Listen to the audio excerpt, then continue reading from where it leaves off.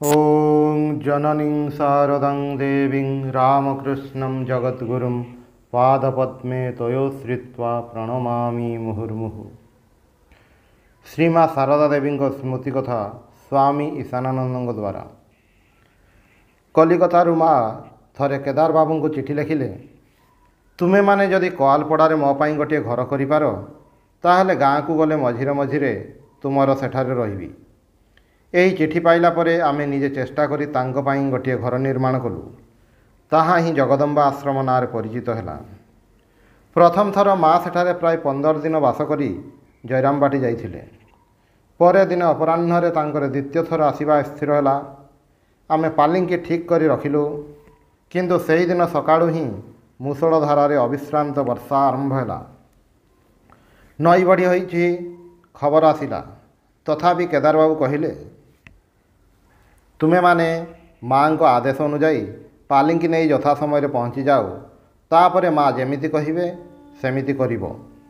नईकूड़ा आसी देखिलु उबुटुबु पहरिबा परि पानी। राजेन महाराज पहरी जाई से पारिरु डंगा नहीं आसिले एवं पालिंकी सह आमे पारी होई दिन प्राय 3टा बेले जयरामबाटी रे पहुँचलु। काड़ी मामू आमको तिरस्कार करी कहिले, तुमे माने ई वर्षारे केउं हिसाब रे दीदी को नेबाक आसिलो। माँ अल्प अल्प हसुछंती। राजन महाराज कहिले, आमर कौन साध्य अछि जे माँ को नहीं जीवु बा सेवा करिवु। आज पालिंकी नहीं आसिबु कही जाइथिलु, तेणु आसिछु। माँ सेतेबेले हसी कहिले, तुमे माने कथा रखिपार आउ मु पारिबि नाही। मु एका ही पालिंकी रे जीवी, मते नहीं चलो। से माने समस्ते परे जीवे। सेतेबेले आमे हार मानि जाई कहिलु, ना माँ ता कौन हुए, यही वर्षारे कहीं घर बाहरी पारु नाहंती, आउ आमे आपण को अदा करी नहीं जाई कौन बेमारी करिबु। यह शुणी काड़ी मामू और माँ खूब हसवाक लगिले। आमे पालिंकी नहीं आश्रम फेरी आसिलु, किंतु यह परे ही माँ असुस्थ हो पड़िबारु केते मास परे कोआलपड़ा आसिले। दिने सकाळ प्राय 11टा हेब जगदम्बा आश्रम जाई देखिली झील माने समस्ते चंचल होई उठिछंती। केदार बाबू को माँ आस्ते आस्ते कहउछंती, माँकर भाव समाधि होइछि। ठाकुर यही कथाटी कही अचैतन्य होई पड़िछंती। सेठार थिबा झील माने मुंडरे और आखिरे पानी छिंचिबाकु लागिले। किछि समय पर माँ सुस्थ हेबारु नलिनी दीदी पचारिले, पिउसी माँ सेमिति हैला काहींकी। माँ कहिले, काहीं कौन हैला। से किछि नुहे, छुंचिरे सूता गलाइबाकु जाई मुंडटा केमिति घूरीगला। माँकर यही कथा शुणी आउ केही पाटी फिटाइले नहीं। परे यही भाव समाधिर घटनाटी माँ उद्बोधन रे तांकर शेष समय बेमारी बेले मते खली कहिथिले। से दिन बेल प्राय 1:30 2टा समय माँकर ज्वर बुड़ुसाई। मु नीतिदिन परी तांको बिछଣା पाखरे बसी तांको पंखा करुछि और कपाल रे भिजा हाथ बुलाई देउछि। माँ मोर पिठीरे और छाती रे आउंसी देई मो मुह को अनाई कहिले, ए देहटा चलीगले तुम मानकर खूब कष्ट हेब बुझीपारुछि। मु कहली, माँ ए सब की कथा कहउछंती। औषधरे जदि सेमिति फल हो नाही, आपण ठाकुरन को देहटा पई टिकिए जणांतु ना, ता हेले ही तो सब भल होई जिवो। माँ अल्प हसी कहिले, कोआलपड़ारे एते ज्वर हेउथिला, बेहस होई बिछणारे असंभाळ होई पडुथिली, किंतु चेता आसिले एही देहटा पई जेबे ही तांको स्मरण करुथिली सेही क्षणी तांकर दर्शन पाउथिली। दुर्बल देहरे दिने बारंडारे बसिछि। नलिनी प्रभृति कौन सिलाई करुछंती। प्रचंड खरा, चारिआड सुनसान खाँ खाँ करुछि। देखिली जेपरी सदर दरजा बाटे ठाकुर आसी थंडा बारंडारे बसी सही जाइछंती। मु ताहा देखि चंचल जाई मोर लुगाकानी पारी देबाकु जाइछि। सेतिकी करियाकु जाई केमिति होइगली। केदारंक माँ अन्य माने गळमाळ करियाकु लागिले। तेणु सेमानंकु कहिथिली, से किछि नुहे, छुंचिरे सूता गलाइबाकु जाई मुंडटा केमिति होइगला।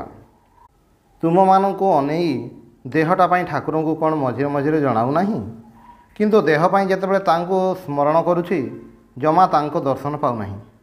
मोर मने होछि तांकर इच्छा नाही जे ए देहटा रहू। शरत रहिला। परे कोआलपड़ा फेरी आसी केदार महाराजंक माँको पाखरु मध्य ठीक सेही प्रकार शुणिली। माँ तांको मध्य से प्रकार कहिथिले। थरे दिन 2टा बेले कोआलपड़ारे पहुँची। से दिन अत्यंत गरम थिला। ମା ଟିକିଏ ମିଠା ଓ ପାଣି ମଗାଇ ଦେଇ କହିଲେ, ବାବା ଆଜି ବହୁତ ଖରା ହେଉଛି, ଟିକିଏ ଥଣ୍ଡା ହୁଅ, ବେଳ ଗଡ଼ିଲେ ବାହାରିବ। ଗପେଶ କେମିତି ଅଛି? ଆଜି କ'ଣ ଖାଇଲ? କ'ଣ ରୋଷେଇ କଲ? ଯିବାବେଳେ କିଛି ଫଳ ଓ ପରିବା ନେଇଯିବ। ମୁଁ ହସି ହସି କହିଲି, ଗପେଶ ଭାଇଙ୍କର କଥା ଅନୁସାରେ କଞ୍ଚା କଦଳୀ, ଆଳୁ ଇତ୍ୟାଦି ଚୋପା ସହିତ ଏକାଠି ମିଶାଇ ଝୋଳ ତରକାରୀ ଓ ଆଳୁ ସିଝା ରାନ୍ଧିଥିଲି। କିନ୍ତୁ ଅନ୍ଦାଜ ଠିକ୍ ନ ହେବାରୁ 8-10 ଜଣ ଖାଇବା ପରି ତରକାରୀ ରନ୍ଧା ହୋଇଥିଲା। ଏହା ଶୁଣି ମା ଖୁବ୍ ହସିବାକୁ ଲାଗିଲେ। ଏହି ପ୍ରକାର କଥାବାର୍ତ୍ତା ଚାଲୁଥିବା ବେଳେ ଆକାଶରେ ଖୁବ୍ ମେଘ ଘୋଟି ଆସିଲା। ମା କହିଲେ, ଆଃ, ଟିକିଏ ବର୍ଷା ହେଲେ ଧରିତ୍ରୀ ଥଣ୍ଡା ହେବ। କିଛି କ୍ଷଣ ପରେ ହିଁ ଝଡ଼ ଓ କୁଆପଥର ବର୍ଷା ଆରମ୍ଭ ହେଲା। ମା ଆନନ୍ଦ କରୁ କରୁ ଗୋଟିଏ ଦୁଇଟି କୁଆପଥର ପାଟିରେ ପକାଇଲେ। କିନ୍ତୁ ସେଇଥିରୁ ହିଁ ଥଣ୍ଡା ଧରି ପୁଣି ଜ୍ୱର ହେଲା ଏବଂ ସେହି ଜ୍ୱର ପରେ ଜଟିଳ ଆକାର ଧାରଣ କରିଥିଲା। ରାସବିହାରୀ ମହାରାଜ ଓ ମୁଁ ଦିନେ ତାଙ୍କ ବିଛଣାର ଦୁଇ ପାର୍ଶ୍ୱରେ ବସିଛୁ। ମା ଆମମାନଙ୍କର ଛାତି ଓ ପିଠିରେ ହାତ ରଖି କହିଲେ, ଏତେ ଜଣ ଝିଅ ଅଛନ୍ତି, କାହାରି ଦେହ ଥଣ୍ଡା ନୁହେଁ? ଏମାନେ ପୁଅ ପିଲା, ଏମାନଙ୍କର ଦେହ କି ଥଣ୍ଡା? ମୋ ହାତ ଶୀତଳ ହୋଇଗଲା। ରୋଗର ପ୍ରକୋପ ଯୋଗୁଁ ମା ପୂଜନୀୟ ଶରତ ମହାରାଜଙ୍କୁ ଖୁବ୍ ଖୋଜୁଥିଲେ। ସେ ଖବର ପାଇ ଡାକ୍ତର କାଞ୍ଜିଲାଲ ପ୍ରଭୃତିଙ୍କୁ ନେଇ ଆସିଲେ ଏବଂ ମାଙ୍କ ଶଯ୍ୟା ପାର୍ଶ୍ୱରେ ଉପସ୍ଥିତ ହେଲେ। ମା ସେତେବେଳେ ଗାତ୍ରଦାହ ହେଉଥିବାରୁ ଛଟପଟ ହୋଇ ହାତ ବଢ଼ାଉଥାନ୍ତି। ତାହା ଦେଖି ପୂଜନୀୟ ଶରତ ମହାରାଜ ନିଜ ଦେହରୁ ଜାମା ଖୋଲି ତାଙ୍କ ବିଛଣାରେ ଯାଇ ବସିଲେ। ମା ତାଙ୍କ ପିଠିରେ ହାତ ମାରି କହିଲେ, ମୋର ସମସ୍ତ ଦେହ ଥଣ୍ଡା ହେଲା। ଶରତର ଶରୀରଟି ଯେପରି ପଥରଟିଏ। ଶରତ ମହାରାଜ କହିଲେ, ଏଇ ଦେଖନ୍ତୁ ମା, ଆମେ ସମସ୍ତେ ଆସିଯାଇଛୁ, ଏଥର ଭଲ ହୋଇଯାଆନ୍ତୁ। ମା କହିଲେ, ହଁ ବାବା, କାଞ୍ଜିଲାଲ ଟିକିଏ ଔଷଧ ଦେଲେ ହିଁ ମୁଁ ଭଲ ହୋଇଯିବି। ଏ କଥା ଶୁଣି ଶରତ ମହାରାଜଙ୍କ ମୁହଁ ପ୍ରଫୁଲ୍ଲ ହୋଇଉଠିଲା। ଅଳ୍ପ ଦିନରେ ହିଁ ମାଙ୍କର ଜ୍ୱର ଛାଡ଼ିଗଲା ଓ ମା ଅନ୍ନପଥ୍ୟ ଗ୍ରହଣ କଲେ। ଶରତ ମହାରାଜ ଦିନେ ମାଙ୍କୁ କହିଲେ, ମା, ଏଥର ଆଉ ଆପଣଙ୍କୁ ଛାଡ଼ିଯିବି ନାହିଁ। ମୁଁ ଆପଣଙ୍କୁ ସାଙ୍ଗରେ ଧରି କଲିକତା ନେଇଯିବି। ମା ମଧ୍ୟ ବିଶେଷ ଆପତ୍ତି ନ କରି କହିଲେ, କିନ୍ତୁ ବାବା, ଥରୁଟିଏ ଜୟରାମବାଟି ଯାଇ ଯାତ୍ରାଟା ବଦଳେଇ ଆସିବାକୁ ହେବ। ଶରତ ମହାରାଜ ସେଥିରେ ରାଜି ହେଲେ ଓ ଜୟରାମବାଟି ଯାତ୍ରା କରିବା ପାଇଁ ଶୁଭ ଦିନ ଦେଖିବାକୁ ଲାଗିଲେ। ମାଙ୍କ ଦେହ ଖରାପ ସମୟରେ ହିଁ ଉଦ୍ବୋଧନରେ ସ୍ୱାମୀ ପ୍ରଜ୍ଞାନନ୍ଦଙ୍କର ଦେହତ୍ୟାଗ ହୋଇଥିଲା। ପରେ ସେହି ପ୍ରସଙ୍ଗରେ ମା ଦିନେ ପଚାରି ଜାଣିଲେ ଯେ ତାଙ୍କ ଭଗିନୀ ଓ ନିବେଦିତା ସ୍କୁଲର ପରିଚାଳିକା ଶ୍ରୀମତୀ ସୁଧୀରା ସେହି ସମୟରେ ସ୍ଥିର ଭାବରେ ତାଙ୍କ ପାଖରେ ହିଁ ବସିଥିଲେ। ଏହା ଶୁଣି ମା କହିଲେ, ଆହା, ଟିକେ ଚିତ୍କାର କରି ସେ କାନ୍ଦିଥିଲେ ଶୋକ କିଛିଟା ଲାଘବ ହୋଇଥାନ୍ତା। ଦେଖିବ, ତା'ର ପୁଣି କୌଣସି ରୋଗ ବ୍ୟାଧି ଯେପରି ନ ହୁଏ। ସହଜେ ତ ତା'ର ହାର୍ଟ ଦୋଷ ଅଛି। ଏହି ପ୍ରସଙ୍ଗରେ ଗୋଟିଏ ଘଟଣା ମନେ ପଡ଼ୁଛି। ମୁଁ ସେତେବେଳେ ମାଙ୍କ ନିକଟରେ ଜୟରାମବାଟିରେ ଥିଲି। ଦିନେ କଆଲପଡ଼ାରୁ କେତେଗୁଡ଼ିଏ ଜିନିଷ ଜଣେ ବୃଦ୍ଧା ମଜୁରିଆ ସ୍ତ୍ରୀଲୋକ ମୁଣ୍ଡରେ ବହି ଦିନ ପ୍ରାୟ 10ଟା ବେଳେ ଜୟରାମବାଟି ଫେରିଛି। ବୃଦ୍ଧା ବୋଝ ଓହ୍ଲାଇ ମାଙ୍କୁ ପ୍ରଣାମ କଲା। ମା ପଚାରିଲେ, ମାଝି ବୋହୂ, ଅନେକ ଦିନ ହେଲା ତୁମେ ଆସିନାହଁ କାହିଁକି? ବୃଦ୍ଧା କରୁଣ ସ୍ୱରରେ କହିଲା, ମା, ଆଜିକାଲି ବଡ଼ କଷ୍ଟରେ ପଡ଼ିଛି। ନାନା ସ୍ଥାନରେ ଅନ୍ନ ଯୋଗାଡ଼ କରିବା ଚେଷ୍ଟାରେ ବୁଲୁଛି। ଏଠାକୁ ଜିନିଷ ଆଣିବା ଦରକାର ହେଲେ ବାବୁମାନେ ସବୁବେଳେ ମୋର ଭେଟ ପାଆନ୍ତି ନାହିଁ। କିଛି ଦିନ ହେଲା ମୋର ଯବାନ ରୋଜଗାରିଆ ପୁଅଟି ମରିଯାଇଛି। ମା ତାହା ଶୁଣି କହିଲେ, କହୁଛ କ'ଣ ମାଝି ବୋହୂ? ଏମିତି କହୁ କହୁ ତାଙ୍କର ଚକ୍ଷୁ ଆର୍ଦ୍ର ହୋଇଉଠିଲା। ବୃଦ୍ଧା ମାଙ୍କର ସହାନୁଭୂତି ପାଇ ରଡ଼ି ଛାଡ଼ି କାନ୍ଦି ଉଠିଲା। ମା ମଧ୍ୟ ତାଙ୍କ ପାଖରେ ବସିପଡ଼ି ବାରଣ୍ଡାର ଖୁଣ୍ଟରେ ମୁଣ୍ଡ ରଖି ତା ସହିତ ପାଟି କରି କାନ୍ଦିବାକୁ ଲାଗିଲେ। ତାଙ୍କର କାନ୍ଦ ଶୁଣି ଘରର ଅନ୍ୟାନ୍ୟ ଝିଅମାନେ ଦୌଡ଼ି ଆସିଲେ ଏବଂ ଏହି ଦୃଶ୍ୟ ଦେଖି ଦୂରରେ ସ୍ଥିର ହୋଇ ଛିଡ଼ା ହୋଇ ରହିଲେ। କିଛି ସମୟ ଏହିପରି କଟିଲା। ପରେ ରଦନର ବେଗ କମିବାରୁ ମା ଧୀରେ ଧୀରେ ନବାସନର ଭାଉଜଙ୍କୁ ନଡ଼ିଆ ତେଲ ଆଣିବାକୁ କହିଲେ। ତେଲ ଅଣା ହେଲେ ମା ତାହା ବୃଦ୍ଧାଙ୍କ ମୁଣ୍ଡରେ ଢାଳି ଦେବାକୁ କହିଲେ। ବୃଦ୍ଧା ମଥାରେ ତେଲ ଲଗାଇବା ପରେ ମା ତା'ର ଲୁଗା ପଣତରେ ମୁଢ଼ି ଓ ଗୁଡ଼ ଦେଇ ବିଦାୟ ଦେବା ବେଳେ ଛଳ ଛଳ ନେତ୍ରରେ କହିଲେ, ମାଝି ବୋହୂ, ପୁଣି ଆସିବ। ମାଙ୍କର ଏହି ସଦୟ ବ୍ୟବହାରରେ ବୃଦ୍ଧା ଯେ କେତେ ସାନ୍ତ୍ୱନା ପାଇଥିଲା ତାହା ତା'ର ମୁହଁ ଦେଖି ହିଁ ବୁଝିପାରିଥିଲି। ଟିକିଏ ବଳ ପାଇବା ପରେ ମା ନିର୍ଦ୍ଦିଷ୍ଟ ଦିନରେ ଶରତ ମହାରାଜ ପ୍ରଭୃତିଙ୍କୁ ନେଇ ଜୟରାମ ବାଟିରେ ପହଞ୍ଚିଲେ। ଗାଁର ସବୁ ସ୍ତ୍ରୀ ପୁରୁଷ ମାଆଙ୍କୁ ଦେଖିବାକୁ ଆସିଲେ। କେହି କେହି କହିବାକୁ ଲାଗିଲେ, ମା, ଆମେ ଯାଉ ଆପଣଙ୍କୁ ଦେଖିପାରିବୁ ଏହି ଆଶା ଛାଡ଼ି ଦେଇଥିଲୁ। ମା କହିଲେ, ହଁ, ଖୁବ୍ ରୋଗରେ ଭୋଗିଥିଲି। ଶରତ, କାଞ୍ଜିଲାଲ ସମସ୍ତେ ଆସି ପହଞ୍ଚିଲେ। ମା ସିଂହବାହିନୀଙ୍କ କୃପାରେ ଏଥରକ ରକ୍ଷା ପାଇଗଲି। ଶରତ କହୁଛି କଲିକତା ଯିବା ପାଇଁ। ତୁମେମାନେ ସମସ୍ତେ ସମ୍ମତ ହେଲେ କଲିକତା ଯାଇ ଦେହଟା ଟିକେ ସୁସ୍ଥ କରି ଆସିବି। ସମସ୍ତେ ଆନନ୍ଦର ସହିତ ସମ୍ମତି ଜଣାଇଲେ। 7-8 ଦିନ ପରେ ମା କଲିକତା ଯାତ୍ରା କଲେ। କେତେ ମାସ ପରେ ମୁଁ ବେଲୁର ମଠରେ ଆସି ରହିଲି। ଉଦ୍ବୋଧନରେ ରାଧୁ ଅସୁସ୍ଥ ଥିଲା। କୌଣସି ଶବ୍ଦ ସହିପାରୁନଥିଲା। ତେଣୁ ମା ତାକୁ ନେଇ ନିବେଦିତା ସ୍କୁଲର ଛାତ୍ରୀନିବାସ ଘରେ ରହୁଥିଲେ। ପ୍ରାୟ ହିଁ ସେଠାକୁ ଯାଇ ଦେଖା କରି ଆସୁଥିଲେ। ମା ଅତ୍ୟନ୍ତ ଚିନ୍ତିତା ଥିଲେ। କହୁଥିଲେ, ଏହାକୁ ନେଇ କେଉଁଠିକି ଯିବି? ଗାଁରେ ନିର୍ଜନ ହେଲେ ମଧ୍ୟ ଡାକ୍ତର କବିରାଜଙ୍କର ସେପରି ସୁବିଧା ନାହିଁ। ସ୍ୱାମୀଜୀଙ୍କ ଉତ୍ସବ ଦିନ ଦ୍ୱିପ୍ରହରରେ ହଠାତ୍ ଶୁଣିଲି, ମା କାଲି ସକାଳେ ଗାଁକୁ ଚାଲିଯିବେ। ପୂଜନୀୟ ଶରତ ମହାରାଜଙ୍କ ଆଦେଶରେ ମାଙ୍କ ସହିତ ଯିବା ପାଇଁ ଅତିଶୀଘ୍ର ସନ୍ଧ୍ୟାବେଳେ ଉଦ୍ବୋଧନ ଆସିଲି। ଉପରକୁ ଯାଇ ଦେଖିଲି, ମା କିଛି ନଡ଼ିଆ କତା ଦଉଡ଼ି ସଜାଡ଼ି ରଖୁଛନ୍ତି। ମୋତେ ଦେଖି କହିଲେ, ଏହି ଅଗାଧ ଦରିଆ ଅର୍ଥାତ୍ କ୍ଲେଶକର ଦାୟିତ୍ୱ ଧରି ଗାଁକୁ ଯାଉଛି। ତୁମେ କ'ଣ ମୋ ସହିତ ଯାଇପାରିବ? ତୁମେମାନେ ହିଁ ସେଠାରେ ମୋର ଭରସା। ମୁଁ ପ୍ରଣାମ କରି କହିଲି, ଆପଣ ଯେତେବେଳେ ଯାହା ଆଦେଶ କରିବେ ତାହା ହିଁ ହେବ।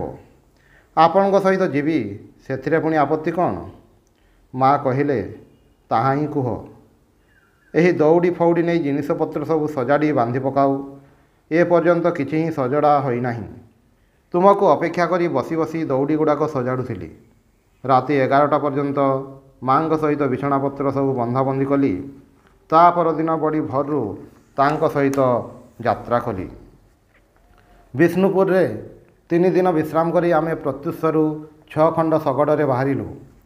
8 ମାଇଲ ଦୂର ଜୟପୁର ଗାଁର ଏକ ଚଟିରେ ରନ୍ଧନର ବ୍ୟବସ୍ଥା ହେଲା।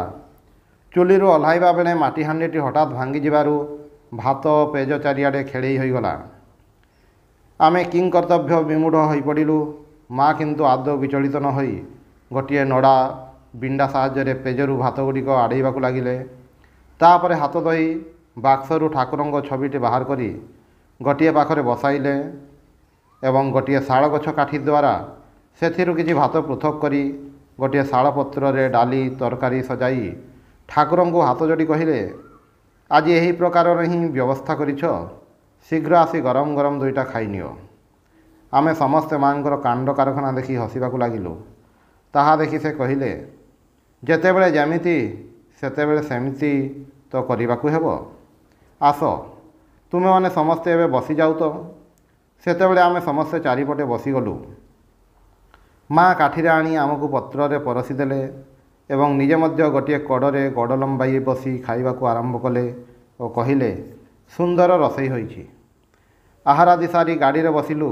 ରାତି ପ୍ରାୟ 11ଟାରେ ଆମେ କୋଆଲପଡ଼ାରେ ପହଞ୍ଚିଲୁ। ଏହି ପ୍ରସଙ୍ଗରେ ଆଉ ଏକ ଘଟଣା ମନେ ପଡ଼ୁଛି। ଥରେ ପୂଜନୀୟା ଗୌରୀମା ଶ୍ରୀ ଶ୍ରୀ ମାଙ୍କୁ ଦର୍ଶନ କରିବାକୁ ଜୟରାମବାଟି ଯାଉଥିଲେ। କୋଆଲପଡ଼ାରୁ ମୋତେ ସଙ୍ଗରେ ନେଇ ଉପରଓଳି ଯାତ୍ରା ଆରମ୍ଭ ହେଲା। ଜୟରାମବାଟି ପାଖରେ ନଈକୂଳରେ ପହଞ୍ଚି ସେ ପର୍ଯ୍ୟନ୍ତ ଦିବାଲୋକ ଅଛି ଦେଖି ଅପେକ୍ଷା କରିବାକୁ ଲାଗିଲେ। ସନ୍ଧ୍ୟାର ଟିକିଏ ପରେ ମାଙ୍କର ସଦର ଦୁଆରରେ ପହଞ୍ଚି ମୋତେ ସେଠାରେ ଅପେକ୍ଷା କରିବାକୁ କହି ସେ ଟିକିଏ ଭିତରେ ପଶିଲେ ଓ ଭିକାରୀମାନଙ୍କୁ ଅନୁକରଣ କରି କହି ଉଠିଲେ, ମା, 2ଟା ଭିକ୍ଷା ମିଳୁ ମା। ଏହା ଶୁଣି ସାନ ମାଇଁ ବାହାରି ଆସି କହିଲେ, କିଏ ଗୋ? ଗୌରୀମା ପୁଣି କହି ଉଠିଲେ, 2ଟା ଭିକ୍ଷା ମିଳୁ ମା। ସେଥିରେ ସାନ ମାଇଁ ଖୁବ୍ ଡରିଯାଇ ଚିତ୍କାର କରି ମାଙ୍କ ପାଖକୁ ଦୌଡ଼ିଗଲେ। ମା ଚିତ୍କାର ଶୁଣି ଧୀର ଭାବରେ ବାହାରି ଆସି ଦୃଢ଼ ସ୍ୱରରେ କହିଲେ, କିଏ ସେ? ଗୌରୀମା ପୂର୍ବ ସ୍ଥାନରେ ହିଁ ଛିଡ଼ା ହୋଇ କହିଲେ, 2ଟା ଭିକ୍ଷା ମିଳୁ ମା, ମୁଁ ରାତି ଭିକାରୀ। ଅନ୍ଧାରରେ ମା ଗୌରୀମାଙ୍କର କଣ୍ଠସ୍ୱର ବାରିପାରି କହିଲେ, ଓ ଗୌରୀ ଦାସୀ, ଆସ ଆସ, କେତେବେଳେ ଆସିଲ? ତାପରେ ଖୁବ୍ ଥଟ୍ଟା ମଜା ହେବାକୁ ଲାଗିଲା। ଓଂ ନିରଞ୍ଜନମ୍ ନିତ୍ୟମନନ୍ତ ରୂପମ୍ ଭକ୍ତାନୁକମ୍ପାଦିତ ବିଗ୍ରହଂ ବୈ ଈଶାବତାରಂ ପରମେଶମୀଡ୍ୟଂ तं ରାମକୃଷ୍ଣଂ ଶିରସା ନମାମି।